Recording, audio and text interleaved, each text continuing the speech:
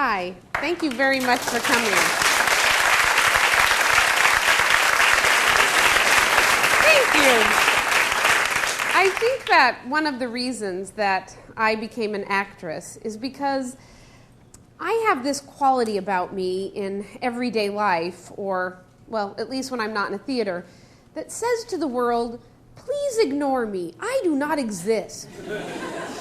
For example, when I go to Starbucks, and this has happened to me so many times that I know it must be a reflection on me and not on them, but I'll be standing obediently in the order line, and I'll love the smell of the place, and I'll be really excited for the coffee I'm going to get. And the girl behind the cash register will have like a nose ring and a tattoo and a partially shaved head. And I'll think, I'm so glad that I've chosen to live in a big city where people can indulge their eccentricities. And I love that Starbucks is this huge corporation, and yet they encourage their personnel to be so alternative.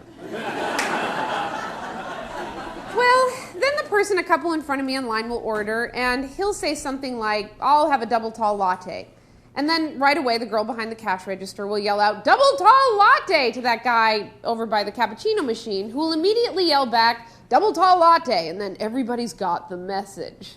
And then he'll pay and move over to the pickup area, and the woman in front of me will move up, and she'll inevitably be a middle-aged woman in like a lavender running suit with a gray bob, not in a rural perm because she's more sophisticated than that. And she'll order something like a 3% foamy cap with a shot of vanilla. And then she'll turn around and look at me like, I know how to say it. And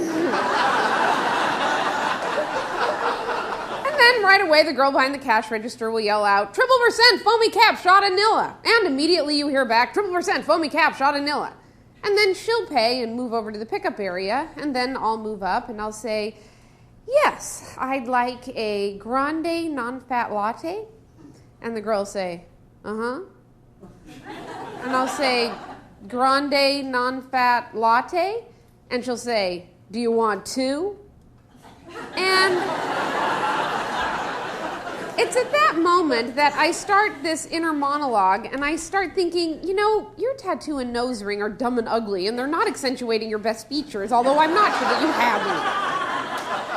But of course I don't say this, and I'm all cowed by her sarcastic response, and so I say, no, just one, and then I pay and slither over to the pickup area, where the guy who ordered the double tall latte gets his latte, and the woman who ordered the 3% foamy cap gets her cap, and then the person behind me gets their drink, and the person behind them gets their drink, and once again, I'll realize that they've forgotten me, and what should I do, and who should I tell, and at what point should I interject it, and how it's also unfair because I have that quality that says I do not exist.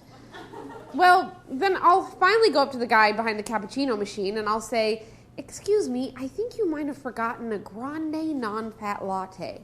And then he'll turn to the girl behind the cash register and say, did she order a grande non-fat latte? And then, and this has happened to me more than once, she'll say, oh, just give her one. Like I would go to all this trouble to scam them out of a $2 coffee drink. So I think that might be one of the reasons that I became an actress. So for all of the time that I spend out in the world where people notice me less often than I'd like, I do something like this, and I get up on a stage, and I talk out to you, and I have you sit out there and just stare back at me. And I just wanted to say thank you in advance.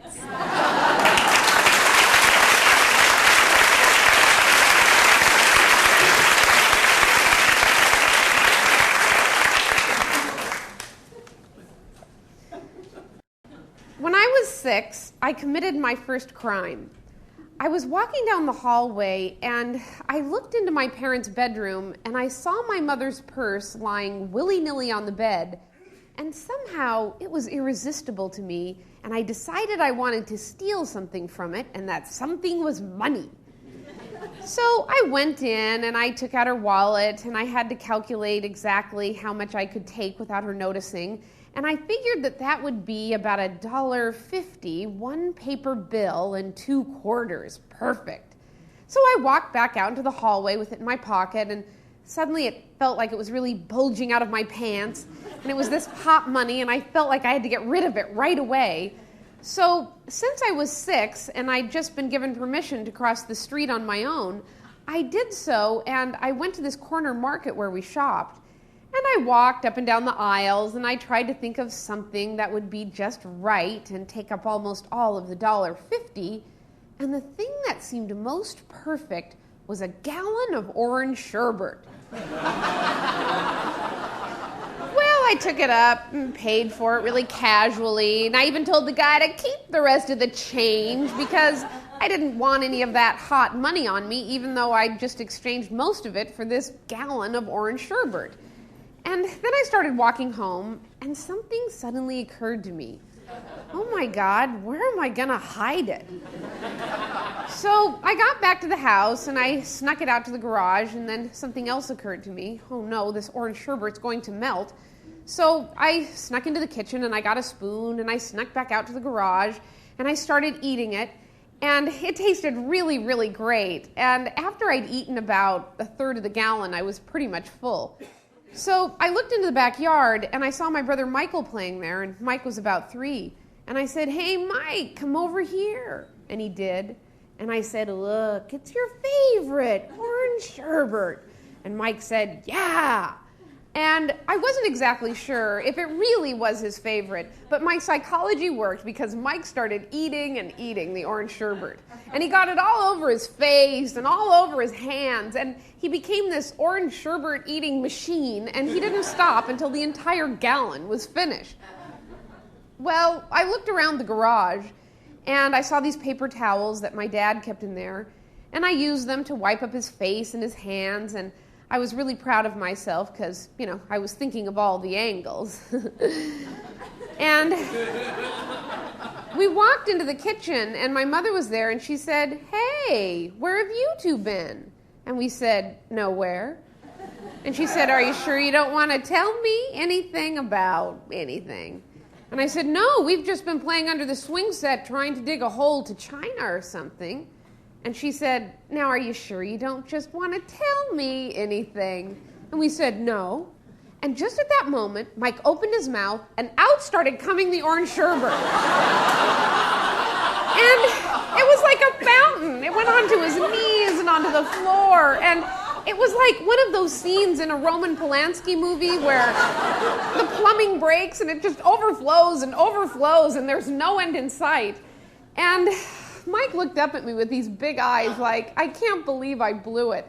And it was such a poignant look, and I'll never forget that look. Well, it was kind of ironic that years later, when Mike was 18, he started his own ice cream selling business. He got a truck, and he had the sides painted, and he had freezers installed on the inside, and even negotiated with Carnation Ice Cream in Spokane, Washington, where we lived, for inexpensive ice cream, and he had a sound system put into it, and instead of the usual deedle-dee, deedle-dee, Mike chose to play Van Halen's Ice Cream Man.